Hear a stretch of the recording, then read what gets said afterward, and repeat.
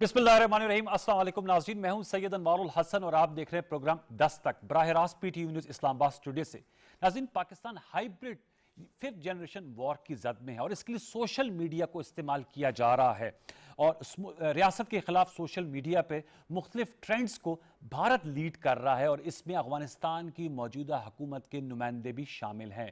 आज इस सिलसिले में प्रेस कॉन्फ्रेंस की गई। वफाकी वज़ीर इत्तलात और नशरियात फवाद चौधरी साहब और वज़ीर आज़म के कौमी सलामती के मुशीर डॉक्टर मुईद यूसुफ साहब ने, और उन्होंने 2 साल का यानी जून 2019 से अगस्त 2021 तक का मवाद का तज्जिया पेश किया और बताया कि 37 लाख ट्वीट्स पाकिस्तान मुखालिफ की गई, 1000 घंटे की ट्रेंडिंग की गई और मुख्तलिफ ट्रेंड्स को चलाया गया। शूमी किस्मत यह है कि इसमें जहां हमारे अजली अब्दी दुश्मन जो हैं वो कलीदी किरदार अदा करें, वहां पर हमारे पाकिस्तानी भी जो जिनका मुख्तलिफ तंजीमों से ताल्लुक है, पश्तून तहफ़्फ़ुज़ महाज की बात हुई, बाज़ दफ़ा PMLN JF के नुमाइंदागान और कुछ मीडिया हाउसेज ने भी दानिस्ता या गैर दानिस्ता तौर पर इसमें उनका साथ दिया या अलाकार बन सके तो मुबालगा आराई नहीं होगी। हम देखते हैं कि हमारे मोबाइल फोन्स में मुख्तलिफ ट्रेंड्स चल रहे होते हैं और हमें बताया गया, हम इस पर गुफ्तगू भी करेंगे। करीमा बलोच के वजह से चलाया गया, उस्मान काकड़ साहब जो अब दुनिया में नहीं रहे, तबई मौत थी लेकिन किसी कोई और रंग देने की कोशिश की, पाक फौज के खिलाफ,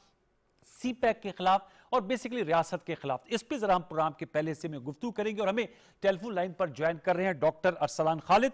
आप वजीर आजम पाकिस्तान के फोकल पर्सन हैं डिजिटल मीडिया के हवाले से। डॉक्टर अरसलान साहब, अस्सलाम वालेकुम। वालेकुम सलाम जी। डॉक्टर साहब, मैं चाहूंगा कि हमारे PTV व्यूअर्स को बताइएगा, क्योंकि अब हर कोई सोशल मीडिया मोबाइल के जरिए इससे जुड़ा हुआ है और नादानिस्ता तौर पर बाज दफा उस चीज की तरवीज में शामिल हो जाता है।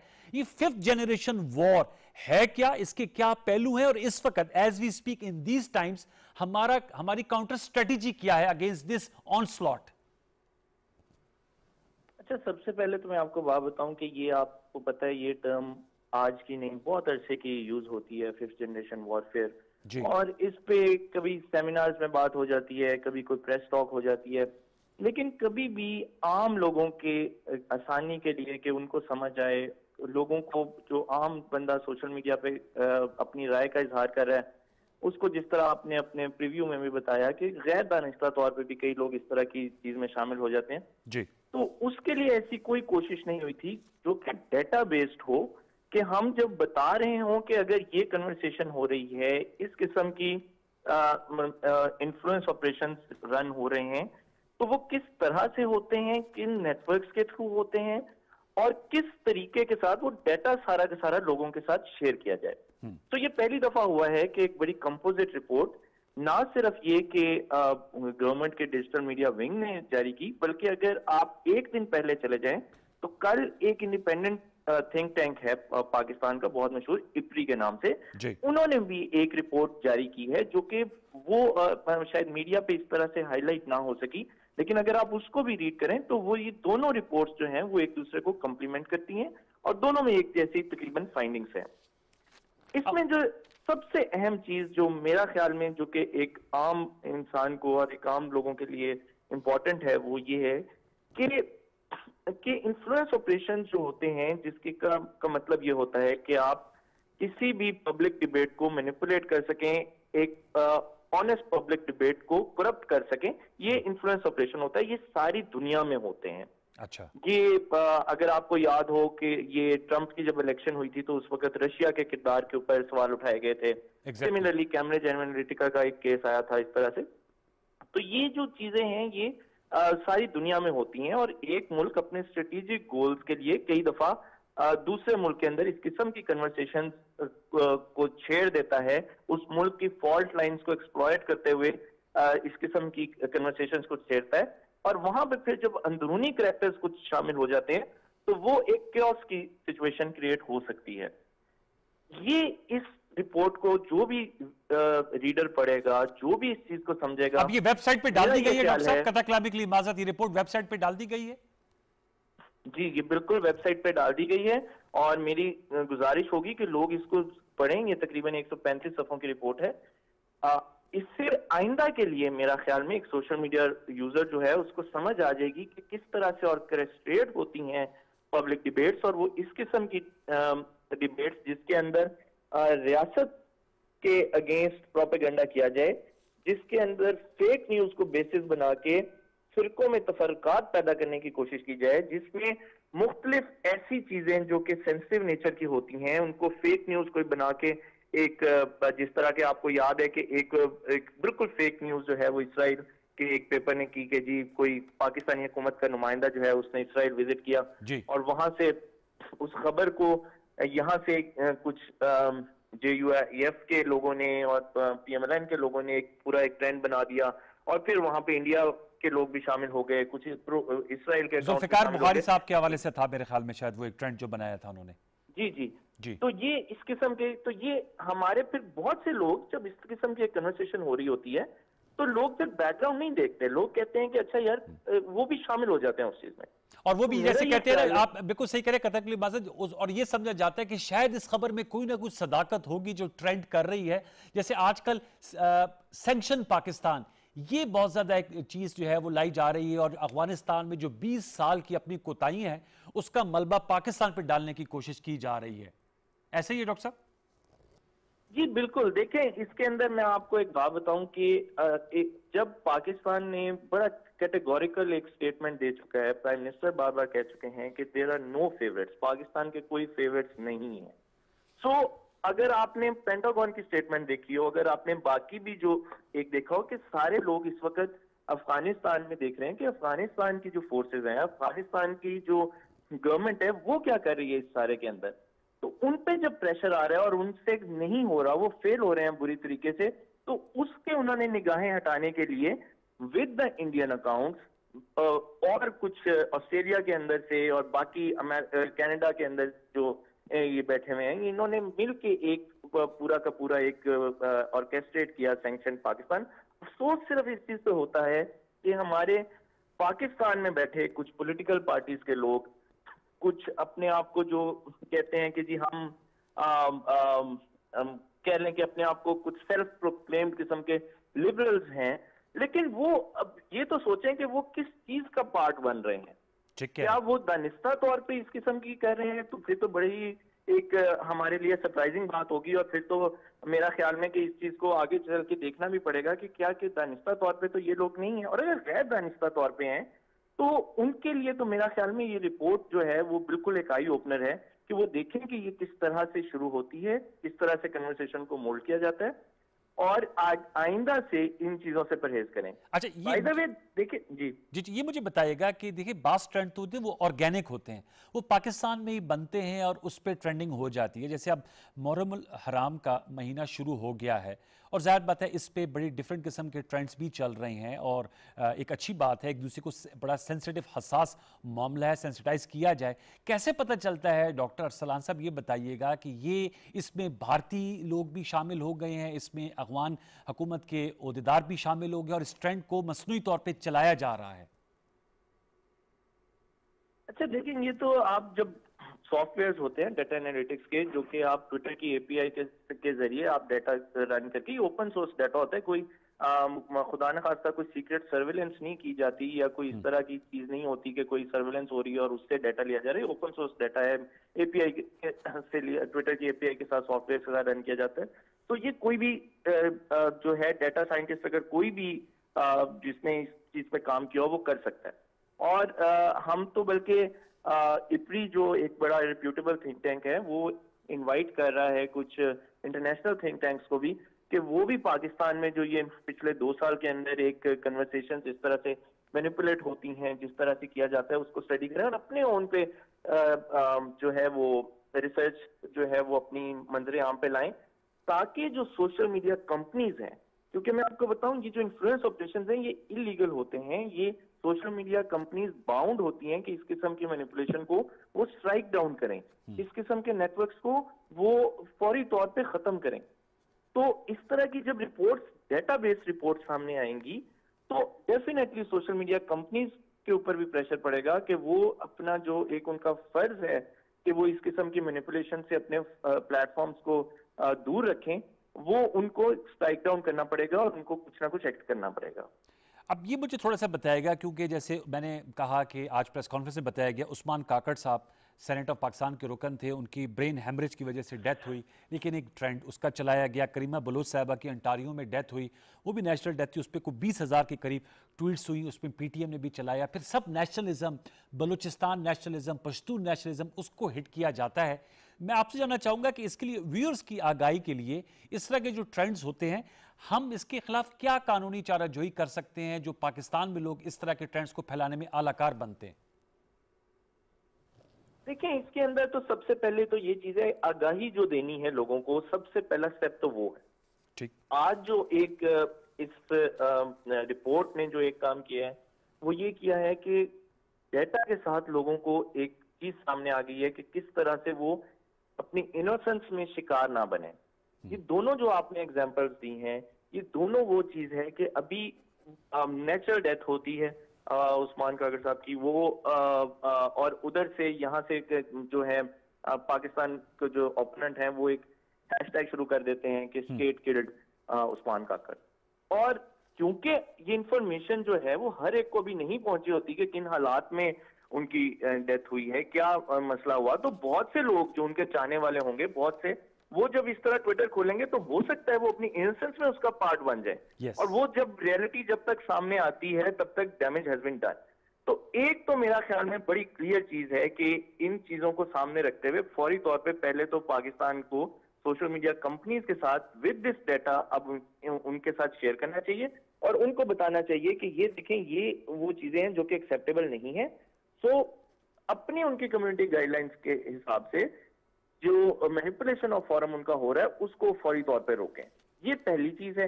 सेकेंडली, फिर आगे ऑब्वियसली जो आपके कवानीन हैं, अगर कोई भी हेट स्पीच कर रहा है, कोई भी इस किस्म की चीज कर रहा है जिससे कोई क्योस हो सकता है, ये पाकिस्तान के कानून में है, स्पीकर का जो कानून है उसके अंदर इसकी मुमानियत है। तो फिर जो मुतल्लिका इदारे हैं जैसे FI है, उनको भी कांटेक्ट किया जा सकता है और वो डेफिनेटली अगर पाकिस्तान में जो फिर लोग होंगे उससे पूछताछ हो सकती है। लेकिन फिर मैं वही बात कर रहा हूं कि बहुत से पाकिस्तान के लोग शायद अपनी इनोसेंस में इस चीज का पार्ट बन जाते हो और इस वजह से बड़ा जरूरी है कि सबसे पहली स्टेज पे एटलीस्ट आगाही जरूर दी जाए अक्रॉस सारे जितने भी पार्टीज हैं, जितने भी मीडिया हाउसेस के लोग हैं, जितने भी, कि एटलीस्ट उनको अगर कल को कोई करे तो वो ये फिर कंफर्म हो कि इसने जानबूझ के किया है, ये इनोसेंस में पार्ट नहीं बना। टुवर्ड्स द एंड जी, फिर मैं आपसे जानना चाहूंगा, 845 वेबसाइट्स बनाई गई थी इंडियन क्रॉनिकल्स में, वो भी इसी पार्ट का हिस्सा है और जाहिर बात है कि CPAC इसका निशाना है, रियासत पाकिस्तान है। इस हवाले से भी कुछ कहेंगे क्योंकि उसकी डिसइंफो EU डिसइंफो ने जो वो रिपोर्ट दी थी और वो सारे वहां पे थोड़ा सा मॉडस ऑपरेंडी चेंज था। वो ये था कि वो फेक वेबसाइट्स बनाते थे, फेक NGOs के नाम यूज करते थे, कुछ पर्सनैलिटी जो फौत हो चुकी थी उनके नाम यूज करके और सब कुछ। तो वो एक डिफरेंट स्टाइल था, लेकिन मकसद सेम ही था, डिस इंफॉर्मेशन इंटरनेशनली फैलाना। उसका मकसद थोड़ा सा इंटरनेशनली पाकिस्तान को डैमेज कराना ज्यादा था। ये जो चीज है ये इंटरनली भी आपको डैमेज करने का, क्योंकि इसमें जिस तरह सेक्टेरियनिज्म को हवा दी जाती है तो वो इस वजह से दी जाती है कि पाकिस्तान में सेक्टेरियनिज्म का इशू बड़े, कोई केओस खुदा न खास्ता कोई फैले और इस किस्म की होती है। तो वो जो चीज थी उसके अंदर ज्यादा इंटरनेशनल फ्रंट पे पाकिस्तान को बदनाम करना और पाकिस्तान के खिलाफ स्टोरीज फीड करना, वो सारा था। बाय द वे, एक जब EU डिसइंफो ने इनको एक्सपोज किया जी, तो इन्होंने एक ट्विटर हैंडल बनाया इंडिया के के एक नेटवर्क ने, जो कि पहले एक फेक नेटवर्क थी, हेराल्ड इंटरनेशनल के नाम से एक फेक नेटवर्क चलाते थे, और उन्होंने एक डिसइंफो के नाम से करवाया, वो ट्विटर से वेरीफाई भी करवा लिया। वो पाकिस्तान ने अभी रिसेंटली एक्सपोज किया और वो ट्विटर वालों ने अनवेरीफाई किया। उसमें कोई हमने कोई डायरेक्टली तो नहीं लिखा था ट्विटर को, लेकिन उन्होंने खुद से अपनी एक मिस्टेक देखी कि हमने एक गलत को वेरीफाई कर दिया। तो बहरहाल टोटल इस वक्त इंडिया के अंदर बहुत ज्यादा इंडिया की गवर्नमेंट की तरफ से जो गवर्नमेंट बैक्ड है वो एक प्रोपेगेंडा और इस किस्म की चीजें हो रही हैं। अच्छी बात यह है कि पाकिस्तानी स्टेट अब तैयार है। हम इसको हमने फैसला कर लिया है कि जितना प्रोपेगेंडा करेंगे हम उतना डेटा की बेस पे इन लोगों को रिस्पांस देंगे और हमारी हर बात जो होगी वो डेटा बेस्ड होगी, हमारी हर बात जो होगी वो फैक्ट पे होगी। हम प्रोपेगेंडा का जवाब प्रोपेगेंडा से नहीं, फैक्ट से देंगे। और ये जो रिपोर्ट है डॉक्टर साहब, अगर आप मेरे साथ ही रहिए, मैं एक सवाल आपसे करना है, चूंकि हमें ज्वाइन कर लिया हुसैन शेख सोहरावर्दी साहब ने भी, पेशावर में इंटरनेशनल रिलेशंस के प्रोफेसर और अफगानिस्तान सिचुएशन पे गहरी गिरफ्त रखते हैं। हुसैन शहीद साहब अस्सलाम वालेकुम, आप मुझे सुन पा रहे हैं? हुसैन साहब, डॉक्टर अरसलान खालिद साहब प्राइम मिनिस्टर साहब के फोकल पर्सन है ऑन डिजिटल मीडिया, और हम डिजिटल मीडिया में 5th generation war, hybrid war की बात कर रहे हैं कि किस तरीके से बिलवास्ता तौर पे पाकिस्तान के खिलाफ प्रोपेगेंडा किया जा रहा है, और अफगानिस्तान में जो सूरत हाल है जो दिन ब दिन बदलती जा रही है, उसका मलबा फॉलगाय पाकिस्तान को बनाया जा रहा है, और उसमें इंडिया का भी रोल है। सर, आप चूंकि आईआर के स्टूडेंट भी रहे हैं और खुद अब पढ़ा भी रहे हैं, आप क्या कहेंगे, अब ये नई स्ट्रेटेजी है इंटरनेशनल वॉर की, कॉन्फ्लिक्ट के बजाय अब वॉर ऑफ नैरेटिव्स है? हुसैन शहीद साहब, आपने ये बात बिल्कुल दुरुस्त की है। हकीकत मामला कुछ इस हद तक लेकर आए कि उससे किसी मुल्क की बदनामी ज्यादा से ज्यादा हो सके, 5th जनरेशन वॉर करे तो कुछ भी मतलब। हम यहाँ पर देख रहे हैं कि पाकिस्तान में जिस तरीके से पाकिस्तान में जो कोशिशें की हैं इस काम अमन के लिए अफगानिस्तान में, जो प्राइम मिनिस्टर से लेकर, जो चीफ ऑफ आर्मी स्टाफ से लेकर लोअर लेवल तक जो है कोशिशें पूरी की गई, उसके बावजूद भी अगर सिक्योरिटी काउंसिल में पाकिस्तान को सुने बगैर अफगानिस्तान के इशू जो है उसको उठाया जाता है या उसमें सारा का सारा मलबा पाकिस्तान पर डाला जाए, तो ये दरअसल उसी की तरफ एक निशानदेही है। हम देख रहे हैं कि 40 मुल्कों की फौजें इन्होंने अपने मुल्क में रखी, अमेरिका सरकार आया यहाँ पर और वो तालिबान का गला कमर न कर सका, बल्कि जाते जाते पिछले साल 29 फरवरी 2020 को अमेरिका लेकर तालिबान के साथ मुआहदा है, और उस मुआहदे में बड़ी हैरानकुन बात हुई, जिसको कि अभी तक न तो अफगान अवाम में पढ़ पाई है, न अफगान इंतजामिया देख पाई है, न अमरीकी खुद एहसास कर पाए। वो ये है कि जनाब हम यहाँ से जाएंगे और फिर अफगानिस्तान की सरजमीन कोई भी दहशतगर्द या इंतहा पसंद तंजीम की जमीन को इस्तेमाल न कर सके, और ये तालिबान के हाथ जिम्मेवारी दी गई कि तुमने इस चीज को रोकना है। ये बड़ी बदकिस्मती की बात है कि $80 अरब एक आर्मी को बनाने में अमेरिका लगाता है, ठीक कह रहे हैं, और फिर उसको ये भी जिम्मेदारी नहीं देकर जा रहा है कि यहाँ पर कोई ऐसी शोरिश नहीं उठनी चाहिए, कोई ऐसा खतरनाक किस्म की तहरीक नहीं उठनी चाहिए जो कि अमेरिका के लिए खतरनाक हो या अवाम के लिए खतरनाक हो, वो उसका भी वो जिम्मेदारी तालिबान को देकर जा रहे हैं। तो मेरे ख्याल में मुसलसल पिछले साल से जो चीजें नजर आ रही हैं वो या तो अमेरिका ने यहाँ पर गलत की है या अफगान इंतजामिया ने कमजोर खेल खेला है, लेकिन अब जबकि मेजर दूसरी नजर आ रही है तो सबसे ज्यादा उनकी कोशिशें कि ये जो नाकामी है इनका तेरा कहीं ना कहीं पर तो मूंदा जाए, इसको तो कहीं ना कहीं पर बांधा जाए, और सूर्य का उनको जो माथा है वो पाकिस्तान से नजर आता है। अभी भी आप देख लीजिए कि इस वक्त भी 2 दिन पहले पाकिस्तान के वजीर खाते ने बड़ा प्यारा बयान किया, उन्होंने कहा कि कोई शख्स भी अगर अफगानिस्तान में ताकत के बलबूते पर हुकूमत में आकर हम उसे कबूल नहीं करेंगे। उसके अलावा कई जगहों पर ऐसा हो रहा है कि तालिबान ये चाह रहे हैं कि किसी तरीके से। हुसैन, मैं आपके पास दोबारा लौट के आता हूं, मैं दोहा प्रोसेस, जो दोहा में नेगोशिएशंस पे बात करूंगा। मैं डॉक्टर अरसलान साहब आपसे आखिरी सवाल करूंगा। सर, ये जो कंटेंट इस रिपोर्ट की जो आपने कहा 135 सफात पर मुश्तमिल है, इसको आप समझते हैं कि हमारे मीडिया हाउसेस को अफगानिस्तान की, क्योंकि दिन ब दिन सूरत बदलती जा रही है, पीस एफर्ट्स के नैरेटिव में शामिल करना चाहिए? बिल्कुल, देखिए ये तो आज प्रेस कॉन्फ्रेंस का मकसद ही ये था कि ये मीडिया के सारे नुमाइंदों से भी शेयर की गई, इसको पब्लिक कर दिया गया। मैं जितने भी मीडिया के लोगों से बात की है, जितने भी, वो बड़ा इस चीज को उन्होंने पॉजिटिवली लिया, और वो खुद से वो ये कह रहे हैं कि ये आपने एक मिनिस्ट्री ऑफ इंफॉर्मेशन ने बड़ा अच्छा इनिशिएटिव लिया है, जिसके बिना पर अब वो डेटाबेस अपने प्रोग्राम्स के जरिए और अपने नेटवर्क्स के जरिए वो बात कर सकेंगे। और सबसे इंपॉर्टेंट चीज आप देखें तो इस वक्त जब इंफॉर्मेशन वॉरफेयर होती है तो स्टेट जो होती है वो सिर्फ गवर्नमेंट नहीं, जितने चाहे वो मीडिया और चाहे लोग, वो एक जुबान से बात कर रहे होते हैं।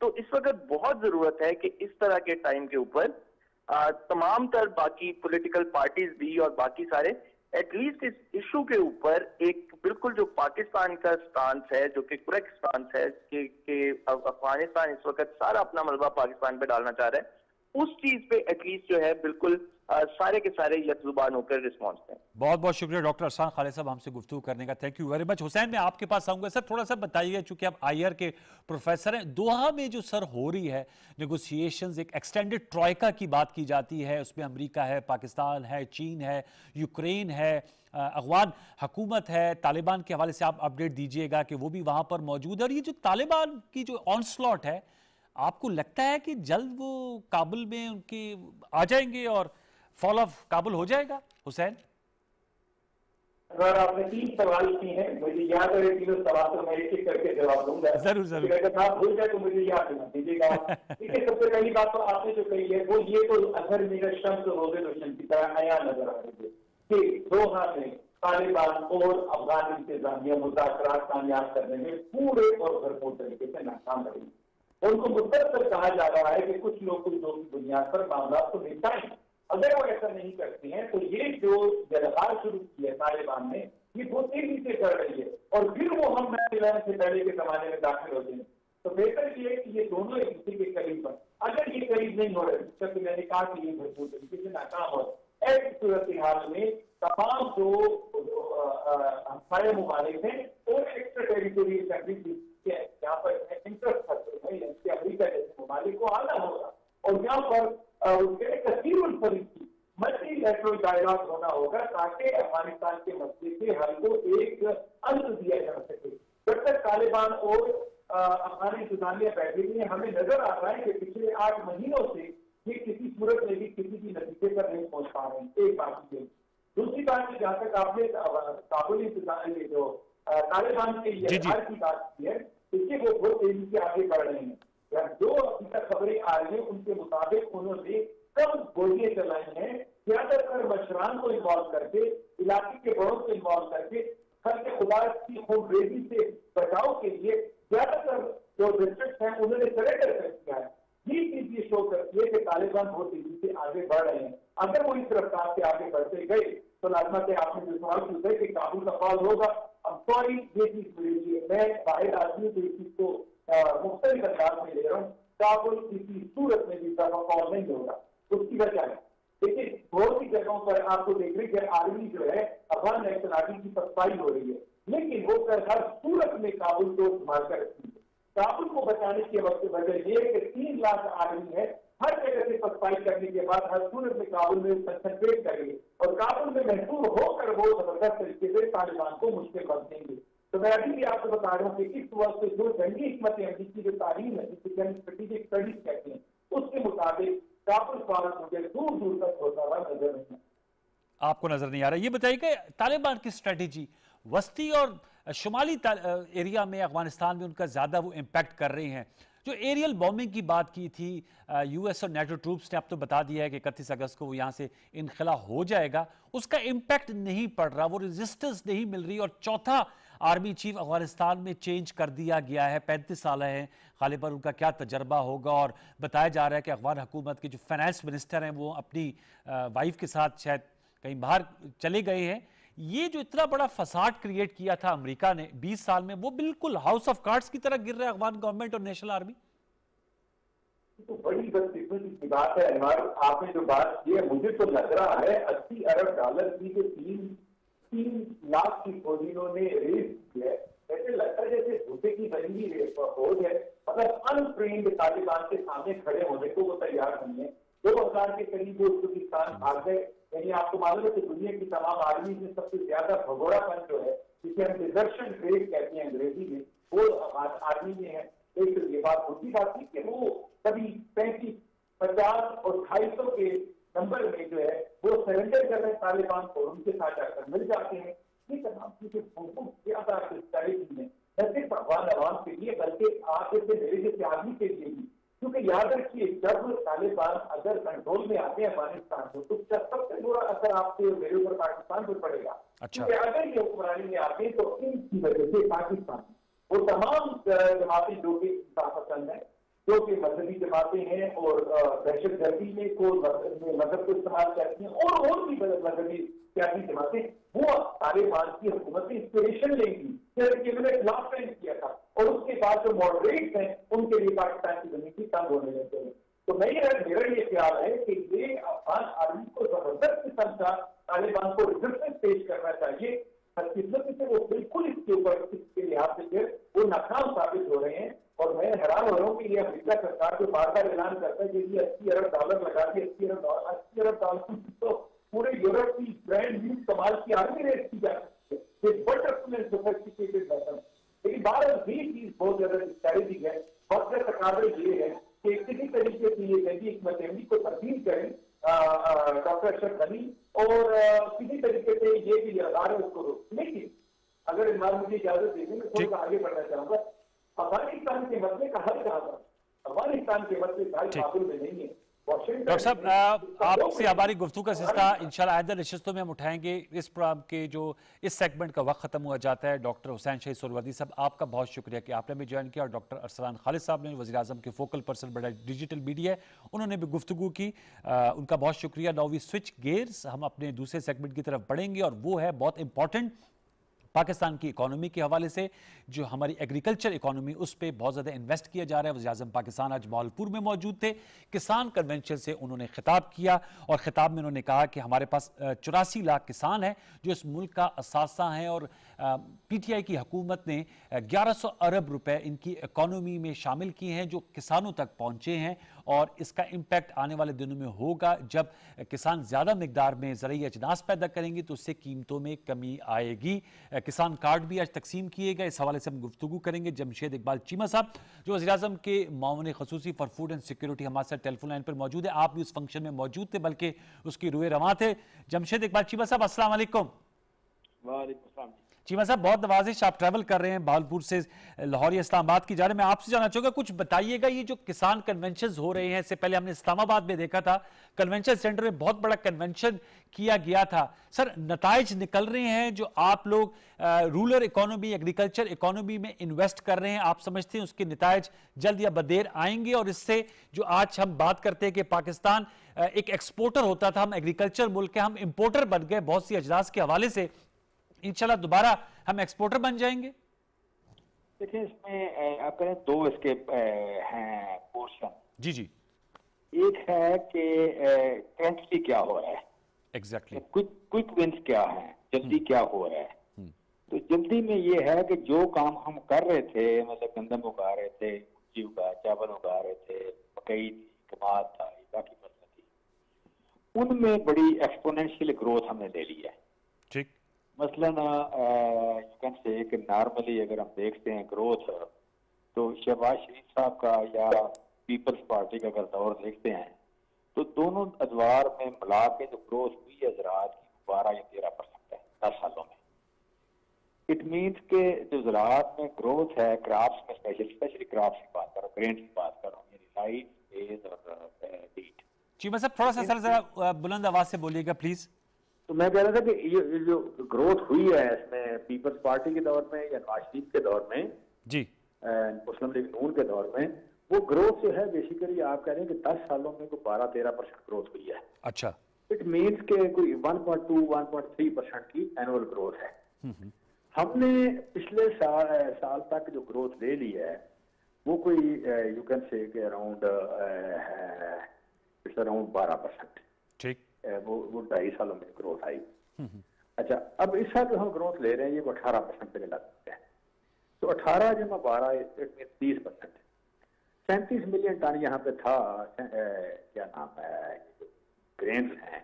37 मिलियन टन प्रोडक्शन थी हमारी टोटल ग्रेन की। शहबाज शरीफ साहब के दौर में 37.7 से 38.4 हो गई। 38.4 से हम इस साल कर रहे हैं इसको 49 मिलियन। ठीक है, तो 49 मिलियन है, इट्स अराउंड 25% ग्रोथ। ठीक। तो 25% ग्रोथ जो है 4 सालों में अगर हम करते हैं तो इसका मतलब है कि हम जो हम करना चाह रहे थे उससे बड़ी सक्सेसफुल जा रहे हैं। Exactly, okay. उसमें जो लॉन्ग टर्म ग्रोथ है, लॉन्ग टर्म ग्रोथ होती है कि हम बाग लगा रहे हैं, हम यू कैन से कि ये जो रिसर्च कर रहे हैं, हम ब्रीड इंप्रूवमेंट कर रहे हैं जानवरों में। एग्जैक्टली। हम पौधों में ब्रीड इंप्रूवमेंट कर रहे हैं, उसके रिजल्ट जाहिर स्लो होते हैं। उसके रिजल्ट मतलब आज हम एक चीज करते हैं तो उसके रिजल्ट 3 साल बाद आ जाएंगे, किसी 4 साल बाद आ जाएंगे, 2 साल बाद आ जाएंगे। आजकल आलिव लग रहा है तो आलिव ने 3 साल बाद फल देना है। ठीक है, जो पहले लगा हुआ था वो फल देना शुरू हो गया। जब उसका ज्यादा एकड़ पे लग जाएगा, फर्ज करें 1 करोड़ एकड़ पे लगता है, तो 1 करोड़ एकड़ पे जब फल देने लगेगा तो उसका इम्पैक्ट बहुत बड़ा आ जाएगा। आज अगर उसका 5 लाख एकड़ पे फल आ रहा है तो उसका इम्पैक्ट छोटा है। तो बेसिक है कि जो काम पहले हो रहा था उसमें तो बहुत बड़ी ग्रोथ आई है।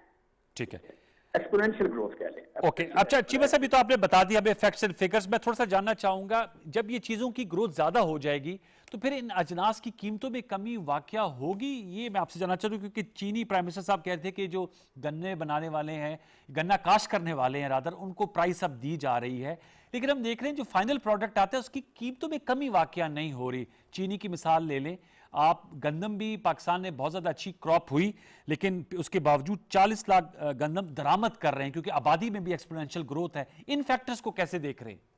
बेसिकली जो 40 लाख टन गंदम इंपोर्ट की थी पिछले साल की, और पिछले साल गंदम की इतनी ज्यादा प्रोडक्शन नहीं थी।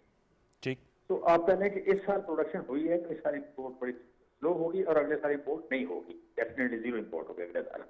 ठीक है, इस साल थोड़ी होगी, पिछले साल से हाफ होगी, लेस देन हाफ। ठीक है, और अगले साल ये नहीं होगी। This is one thing. और चीनी हम इस साल एक्सेस हो जाएंगे, चीनी में हम इस साल एक्सेस हो जाएंगे, और राइस में हम काफी बड़े एक्सेस हो तो चीनी की कीमतों में कमी वाकया होगी चीमा साहब? डेफिनेटली होगी, और बड़ी बड़ी सब्सटेंशियल होगी।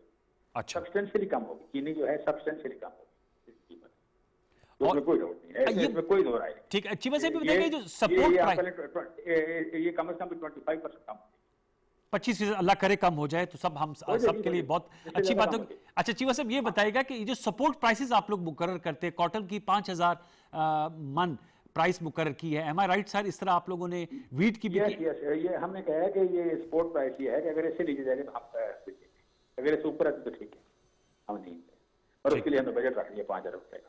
इससे तरगीब मिलेगी किसानों को, क्योंकि हमारे यहाँ कपास की प्रोडक्शन ओवर द ईयर्स कम हो रही है, जबकि हम बेस्ट कॉटन प्रोड्यूसर कंट्रीज में शामिल होते हैं। इस साल हमारी जो एकड़े जो हमारे थोड़े हैं, लेकिन जो पर एकड़ प्रोडक्शन है वो काफी ज्यादा हो, बड़ी हिस्टोरिकल प्रोडक्शन हो पर एकड़। अच्छा, पर एकड़ जो यील्ड आएगी बड़ी हिस्टोरिकल होगी, ये सब बड़ी सक्सेसफुल जा रही है। हम इस वक्त तक हमारी ज़राअत बड़ी सक्सेसफुल जा रही है। वी आर वेरी, ठीक है, तो आज का very happy with the performance of agriculture. अब मुझे थोड़ा सा किसान कार्ड के हवाले से बताइए कि इससे क्या मुराद है? जो आज प्राइम मिनिस्टर इमरान खान साहब ने किसान कार्ड भी तकसीम किया, कैसे बेनिफिट होगा एक आम किसान? किसान कार्ड हर किसान के पास होगा, हर मज़ारे के पास होगा। जो भी फसल काश्त करता है उसके पास किसान कार्ड होगा। अच्छा, तो किसान कार्ड जो है उसमें आप जो है ना, जितनी भी सब्सिडी है, वो खाद पे हो, वो बीज पे हो, किसी सैलाब पे हो, वो किसी फसल पे हो, वो किसी जानवर पे हो, वो पीछे उसका डाटा जो है वो सेंट्रल डाटा के साथ अटैच होगा। जो दुकान पे किसी दुकान पे पड़ी होगी मशीन है, वो पीछे अटैच होगी सेंट्रल डाटा बैंक से। ठीक है, जब उसमें कार्ड डालेंगे तो उसमें कितनी सब्सिडी है पीछे मौजूद है जो गवर्नमेंट ने उसमें एंटर की हुई है, ठीक है, तो वो सब्सिडी आ जाएगी, लिहाजा उसके साथ शॉपिंग कर सकता है। It's like a debit card. और उसमें उसकी कितनी रेंज होती है? किसान को कितनी माली इमदाद मिलेगी इस किसान कार्ड के तहत? जैसे सेहत कार्ड में तो कहा जाता है ना इतने लाख रुपए का इलाज कराया जा सकता है, किसान कार्ड में आपने कहा शॉपिंग कर सके? ये तो वेरी करेगा ना, ये तो वेरी करेगा, क्रॉप वाइज करेगा, एकड़ वाइज करेगा, जानवर वाइज करेगा, किसी को के हवाले से होगा, कोई तालाब के हवाले से होगा। जो सब्सिडी डिसाइडेड होगी वो सारी की सारी सब्सिडी ना काइंड में ना पैसे में दी जाएगी, वो सारी थ्रू इस किसान कार्ड दी जाएगी। तो जब भी सब्सिडी आएगी उसमें ह्यूमन इंटरेक्शन ही होगा, वो सारी सब्सिडी किसान को मिलेगी इस किसान कार्ड के थ्रू। ये तो बहुत अच्छी बात है। आप चूंकि खुद भी बहुत ज्यादा इससे वाबस्ता है, इस शोबे से, तहकीक का एलिमेंट भी काफी ज्यादा कम है हमारी एग्रीकल्चर ग्रोथ में, हमारी इसकी रुकावट ये बहुत ज्यादा बन रही है। तहकीक के शोबे को भी जरा तगड़ा किया जाएगा जमशेद इकबाल चीमा साहब? ये आपका कम था। मसलन जैसे मैं आपको मिसाल देता हूँ, नवाज शरीफ साहब के दौर में, शहबाज शरीफ साहब के दौर में पंजाब में जो बजट था हमारा एग्रीकल्चर का, इस बार 29 बिलियन रुपीज था। अच्छा, 29 बिलियन रुपीज। इस साल जो बजट है वो 58 अरब रुपए है, यानी एग्जैक्टली डबल है। 3 साल बाद बजट डबल है। हमारे दौर में जो फेडरल गवर्नमेंट में मेरी मिनिस्ट्री है, इस मिनिस्ट्री में नवाज शरीफ साहब के 2018 में जो बजट था वो था 1.6 बिलियन रुपीज। चूंकि ज़राअत चली गई थी 18वीं तरमीम के तहत सूबों में, ठीक, तो यहाँ पे जो बजट था फूड सिक्योरिटी का 1.6 बिलियन रुपीज। ओके, पिछले साल इसका बजट था 11 अरब रुपया। और इस साल इसका बजट है 63 अरब रुपया। 63 अरब रुपए। चीमा साहब, आपसे इंशाल्लाह तफसील से गुफ्तगू होगी, वक्त पे खत्म हो रहा है, लेकिन आपने अहम हकायक हमारे व्यूअर्स के साथ शेयर की। एक अहम इनिशिएटिव है एग्रीकल्चर बैकबोन ऑफ पाकिस्तान। एक छोटा सा वक्फा लेंगे, वक्फे के बाद आएंगे तो क्लाइमेट चेंज पे हम गुफ्तगू करेंगे। मिल्वॉकी फॉरेस्ट में groove forest plant for Pakistan, इस पे मलिक अमीन असलम साहब से हम खुसूसी गुफ्तगू करेंगे। एक वक्फा ले लीजिए, उसके बाद दोबारा लौट के आते हैं। 10 तक के साथ रहिए।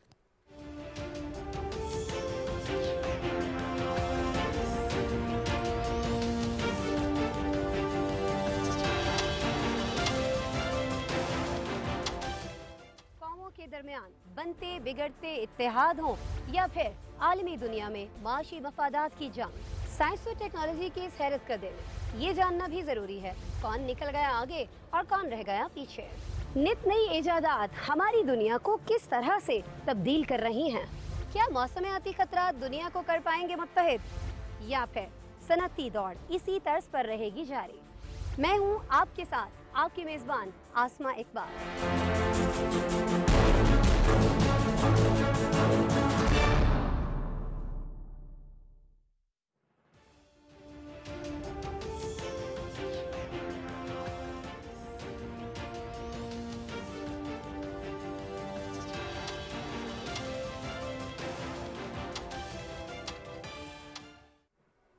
Welcome back viewers. हम गुफ्तगू करेंगे प्रोग्राम के इस हिस्से में clean and green Pakistan initiative के हवाले से। ये इनिशिएटिव अब एक तहरीक की सूरत इख्तियार कर गया है और जैसे प्राइम मिनिस्टर इमरान खान साहब कह रहे थे कि 64 सालों में 64 करोड़ दरख्त पाकिस्तान में लगे, लेकिन 2013 से 2018 में जब पीटीआई की खैबर पख्तूनख्वा में हुकूमत थी तो 1 अरब दरख्त लगे और अब हदफ 10 अरब दरख्त का है। मिफाकी फॉरेस्ट का लाहौर में जो कि कहा जा रहा है कि सबसे बड़ा जंगल जो है उसका इफ्तिताह किया गया, फिर मैंग्रोव फॉरेस्ट लसबेला में हुआ। इन इनिशिएटिव्स और अब चूंकि जश्न आज़ादी भी की आमद है, प्लांट फॉर पाकिस्तान मुहिम का आगाज़ किया गया है, तो इन मौज़ूआत पे बड़े अहम है गुफ्तगू करने के लिए हमारे साथ इस वक्त मौजूद हैं वज़ीर-ए-आज़म के मामले ख़ुसूसी बराए माहौलियाती तब्दीली मलिक अमीन असलम साहब। बहुत शुक्रिया मलिक साहब कि आपने प्रोग्राम 10 तक के लिए वक्त निकाला। मैं आपसे जानना चाहूँगा, थोड़ा सा हमारे व्यूअर्स को बताइएगा ये जो मिल्वॉकी फॉरेस्ट है इसका क्या कॉन्सेप्ट है और इस तरह मैंग्रोव फॉरेस्ट का इफ्तिताह किया गया, थोड़ा इससे ग्लोबल वार्मिंग में कमी आती है, जो माहौलियाती आलूदगी है उसमें भी कमी वाक़ई होती है सर? जी बिस्मिल्लाहिर्रहमानिर्रहीम। सबसे पहले तो मैं ये बताना चाहूँगा कि ये दरख्त लगाना क्यों ज़रूरी है। देखिए, पाकिस्तान जो है वो दुनिया में मौसमियाती तब्दीलियों से जो ममालिक मुतासर हो रहे हैं उनमें हम टॉप 10 ममालिक में शामिल होते हैं और इस वक्त हमारा नंबर जो है वो 5वें नंबर के ऊपर है मुतासर तरीन ममालिक में। इसकी वजह से ये जो अब हमारी वजह से ये मौसमियाती तब्दीलियाँ नहीं हो रही, लेकिन इसकी वजह से हमें असर बहुत पड़ रहा है और हमारे जो असरात पड़ रहे हैं, हमारे ग्लेशियर्स जो हैं वो पिघल रहे हैं, हमारे फ्लैश फ्लड्स आ रहे हैं, यहाँ पर अर्बन क्लाउड बर्स्ट हो रहे हैं। जिस तरह हमने देखा कि कुछ शहरों में एकदम जो क्लाउड बर्स्ट हुआ उसकी वजह से अर्बन फ्लडिंग यहाँ पर स्टार्ट होगी। और फिर गर्म तरीन जो इलाका है दुनिया का, सबसे गर्म तरीन जो दुनिया का खिता है वो पाकिस्तान में मौजूद था। इस साल भी जो हाईएस्ट टेम्परेचर है वो पाकिस्तान में रिकॉर्ड किया गया जैकबाबाद के अंदर। तो इन असरात से निमटने के लिए और इनसे मुकाबला करने के लिए जो सबसे अच्छा हमारे पास हथियार है वो दरख्त लगाना है। ये एक सदका जारिया भी है, सवाब का काम भी है, हमारे नबी पाक हुज़ूर सल्लल्लाहु अलैहि वसल्लम का हुक्म भी है और हमारी ज़रूरत भी है। तो इसलिए ये प्राइम मिनिस्टर इमरान खान साहब ने एक मूवमेंट स्टार्ट की हुई है जिसमें हमने एक बिलियन ट्री पहले लगाए और अब 10 बिलियन ट्री लगा रहे हैं, जिसमें हम 1 बिलियन कंप्लीट कर चुके हैं। और इसके मुख्तलिफ एस्पेक्ट्स हैं और मुख्तलिफ टाइप ऑफ ट्रीज़ हैं। और आपने देखा कि प्राइम मिनिस्टर इमरान खान साहब ने और ये शायद वो वाहिद ऐसे दुनिया के लीडर हैं जो कि बिल्कुल खुद फ्रंट से इसको लीड कर रहे हैं। और पिछले 3 दिनों में उन्होंने 3 बड़े जो हैं प्लांटेशंस की और मुख्तलिफ जगह पे जाके की और मुख्तलिफ टाइप की प्लांटेशंस की। इन सब की अपनी अपनी अफादियत है। जो मियावाकी फ़ॉरेस्ट है वो लाहौर में लगाया गया, ये एक अर्बन फॉरेस्ट है जो कि जल्दी उग जाता है, जो कि डेंस एरियाज़ में लगाया जाता है और जो कार्बन ज़्यादा से ज़्यादा कार्बन को वो एब्जॉर्ब करता है। जी, ये मियावाकी फ़ॉरेस्ट दुनिया का सबसे बड़ा मियावाकी फ़ॉरेस्ट है जो कि लाहौर में लगाया गया है और ये एक वर्ल्ड रिकॉर्ड बनाया गया है। इसके साथ साथ यहाँ पर 53 और मियावाकी फ़ॉरेस्ट लगाए गए हैं मुख्तलिफ मकामात पर लाहौर के अंदर। इसी तरह कल हम सिंध गए हुए थे और उसके बाद बलूचिस्तान गए जहाँ पर हमारे मैंग्रोव फॉरेस्ट हैं। अब मैंग्रोव फॉरेस्ट की अफादियत ये है कि वो समुंदर के पानी पे वाहिद दरख्त है जो कि उग जाता है, और ये आपका समुंदर को ज़मीन की तरफ आने से बचाता है, जो जिसको सी वाटर इंट्रूजन कहते हैं। और उसके साथ साथ ये एक ऐसा जगह होती है जहाँ पर आपके फिशरीज़ जो हैं वो यहाँ पर ब्रीडिंग करती हैं यहाँ के, तो यहाँ पर बच्चे होते हैं फिशेस के और प्रॉन्स के और स्क्विड्स के। और उसके साथ साथ जो सबसे बड़ी इसकी इफादियत है वो ये कि ये कार्बन को स्टोर करती है, और नॉर्मल फॉरेस्ट से 4 गुना ज़्यादा कार्बन स्टोर करता है। अब दुनिया में ये फॉरेस्ट कम हो रहे हैं, लेकिन पाकिस्तान वाहिद मुल्क है जहाँ पर मैंग्रोव फॉरेस्ट बढ़ाए जा रहे हैं, और ये पिछले 10 साल में भी बढ़े हैं, और फिर अब हम 10 बिलियन ट्री सुनामी के तहत इसमें 1 बिलियन मैंग्रोव्स इजाफा कर रहे हैं। कल हम बलूचिस्तान गए जहाँ पर मियानी होर एक जगह जहाँ पर बहुत बड़ा मैंग्रोव का फॉरेस्ट है, और उसको भी ये बताएगा मलिक साहब, ये जो मुख्तलिफ आपने इनिशिएटिव्स बताया कतर कलामी के लिए माजरत, मैं ये जानना चाह रहा हूँ कि जो आपने कहा लाहौर में मेवाकी फॉरेस्ट, बलूचिस्तान में मैंग्रोव फॉरेस्ट, ये जमीन की साख्त के मुताबिक आप लोग फॉरेस्टेशन और प्लांटेशन कर रहे हैं? बिल्कुल, ये देखें, ये तो पाकिस्तान को अल्लाह ताला ने बड़ी एक नेमत से नवाजा हुआ है कि हमारे पास 12 इकोलॉजिकल जोन्स हैं। यानी कि हमारे पास दुनिया में जो भी इकोलॉजिकल जोन्स कहीं पे भी है वो पाकिस्तान में भी मौजूद है, और उसका फ़ायदा ये होता है कि आप उन इकोलॉजिकल जोन्स में मुख्तलिफ टाइप ऑफ प्लांट्स जो हैं वो प्लांट कर सकते हैं, जो कि उस मौसम के मुताबिक होते हैं, इस एरिया के मौसम के मुताबिक होते हैं। तो यहाँ पर जिस तरह हमने मियावाकी फॉरेस्ट अर्बन एरियाज़ में लगाए हैं, उसी तरह साउथ के अंदर जो कोस्टल एरिया उसके अंदर मैंग्रोव फॉरेस्ट लगाए जा रहे हैं। और फिर जो हमारा जो मेन हमारा जो प्लेन्स हैं, जो एरिड जोन जिसको कहते हैं, वहाँ पर हमने प्लांटेशन फॉरेस्ट लगाए हैं, जहाँ पर पानी कनाल से दिया जाता है और ज़मीन जरखेज़ होती है, तो वो प्लांटेशन फॉरेस्ट शुरू किए जाते हैं। और आज प्राइम मिनिस्टर साहब लाल सुहारना नेशनल पार्क बहावलपुर गए हुए थे, जहाँ पर हमने 1 लाख प्लांट्स की प्लांटेशन की है, और वो एक एरिड जोन है, लेकिन वहाँ पर भी दरख्त बहुत ज़रूरी हैं। तो वो ये पुराने ज़माने से, ब्रिटिश के ज़माने से, और उसके बाद फिर ये नवाब बहावलपुर ने इस एरिया को मुख्तस किया था, और फिर इसको नेशनल पार्क डिक्लेयर किया 1970 में। तो इसके ऊपर कैनाल का पानी जो है वो दिया जाता है, और फिर ये प्लांटेशंस की जाती हैं। ये मैं इसको अब ये मुझे बताएगा कि आपने खुद कहा कि सुन्नत रसूल सल्लल्लाहु अलैहि वसल्लम भी ये पौधा लगाना जश्न आज़ादी आपसे कुछ दिनों की दूरी पे 14 अगस्त को हम इंशाल्लाह मना रहे होंगे, plant for Pakistan, it's a good idea. तो इसके लिए क्या मोटिवेशन बात आप करेंगे, एक आम शख्स को कैसे मोटिवेट करेंगे कि वो पौधा लगाए? अब तो ये रिवायत और ये सुन्नत जो है, ये आप लोगों की हुकूमत की बात तो इसको तरजीह बुनियादों पर फॉलो कर लिया, लेकिन मांद पड़ गई है। क्या बेनिफिट होंगे अगर एक मैं लेमैन के पर्सपेक्टिव से आपसे पूछूं कि अगर मैं एक पौधा लगाऊं?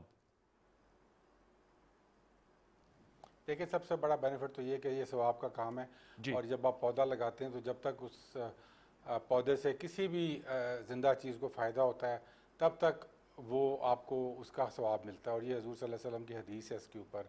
और इसके अलावा जैसे मैंने बताया कि पाकिस्तान की ये ज़रूरत है पौधे लगाना, और हमने इस 14 अगस्त को इस बार हमने इंडिपेंडेंस डे को एक ग्रीन पाकिस्तान डे के तौर पे मनाने का अंदिया किया है, और इसमें आपके लिए पौधे मौजूद होंगे। सब तमाम बड़े शहरों में जो हैं वो पौधे फराहम किए जाएंगे, और 11 बजे से 5 बजे के टाइम में सबको प्राइम मिनिस्टर साहब ने कॉल किया कि आप अपना अपना एक पौधा लगाएं, फिर उसको ख्याल करें ताकि वो दरख्त बन सके।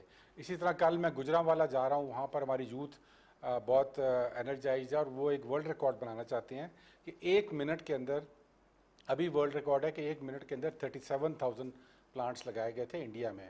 तो वो इस रिकॉर्ड को तोड़ना जा रहे हैं, और वो चाहते हैं कि हम 1 मिनट में 50,000 पौधे लगाएं। चलिए, तो अल्लाह करे। 3 बजे वहाँ पे ग्राउंड पे थोड़ा सा मैं चाहूंगा, वक्त की तंगी, मुझे बताएगा इको इकोनॉमी की भी बहुत बात होती है मलिक बिन असलम साहब, इको इकोनॉमी की जब मोटिवेट हो जाए तो वो किसी कौम से पीछे नहीं है, और इसलिए हमें मोटिवेशन की जरूरत है कि हम पाकिस्तान को ग्रीन करें और इसको एक ग्रीन इंडिपेंडेंस डे के तौर पे मनाएं। बिलाशुबा, बिल्कुल हम आपके हम आवाज़ हैं। मुझे बताइएगा, इको इकोनॉमी की भी बड़े चर्चा और बात सुनते हैं, थोड़ा सा व्यूअर्स को बताएंगे कितना पोटेंशियल है इको इकोनॉमी का पाकिस्तान में?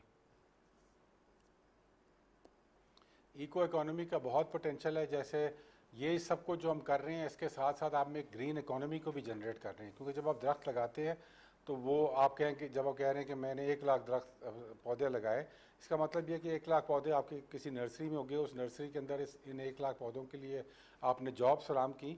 तो अभी तक हम तकरीबन 2 लाख जॉब जो है इस प्रोसेस के अंदर दे चुके हैं। अच्छा। नर्सरी ग्रोअर्स की जॉब्स हैं, फिर हमारे कम्युनिटी वॉचर्स की जॉब हैं, और उसको हम मज़ीद इजाफा करना चाह रहे हैं। हमारे पास एक वर्ल्ड बैंक का स्पेशल प्रोजेक्ट आया था जो कि पाकिस्तान के ग्रीन इनिशिएटिव्स की वजह से उन्होंने हमें ये पैसा दिया है कि आप ये पैसा और लगाएं इस प्रोजेक्ट के अंदर, ताकि इससे जॉब्स भी जनरेट हों और आपका नेचर भी प्रोटेक्ट हो। मतलब से भी बताएगा कि एक तो आपने बात की ये ग्रीन पाकिस्तान की इसी साल के अंदर क्लीन पाकिस्तान पे कितना फोकस है। ग्रीन तो आप करने जा रहे हैं, सफाई निस ईमान है, लेकिन मैं देखता हूं कि सिविक सेंस पाकिस्तानियों में है तो सही, मैं कोई तज़ीक नहीं करना चाह रहा, लेकिन लोग कचरा फेंक देते हैं, कोई इसकी परवाह नहीं करते क्लीनलीनेस की।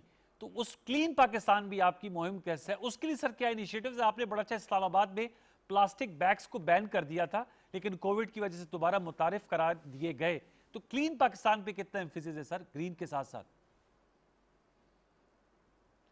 क्लीन पाकिस्तान के ऊपर भी हमारा जो एम्फेसिस है वो ये है कि हमने सिटीज़ की एक रैंकिंग की है, और सिटीज़ मुख्तलिफ शहरों का हमने एक मुकाबला कराया, और उसके बाद 18 शहर उसमें शामिल थे, और उसके बाद हमने अब इसको बढ़ाकर 18 से 80 शहरों तक हम ले गए हैं, और वो 80 शहर अपना अपना डेटा प्रोवाइड कर रहे हैं। हम उनकी रैंकिंग करते हैं उस चीज़ के ऊपर, और इंशाल्लाह इसको हम ये एक लोकल गवर्नमेंट का फंक्शन है, और इसमें आवाम को मोटिवेट करने की ज़रूरत है कि वो सफाई की तरफ आएँ, क्योंकि जब आप कोई अपना रैपर उठा के और अपना गंद उठा के अपनी खिड़की से बाहर फेंकते हैं तो बाहर भी पाकिस्तान है, ये हमें समझने की ज़रूरत है कि खिड़की से बाहर या अपने दरवाजे से बाहर किसी और का मुल्क नहीं है, ये हमारा ही मुल्क है, उसको हमने ही साफ़ रखना है।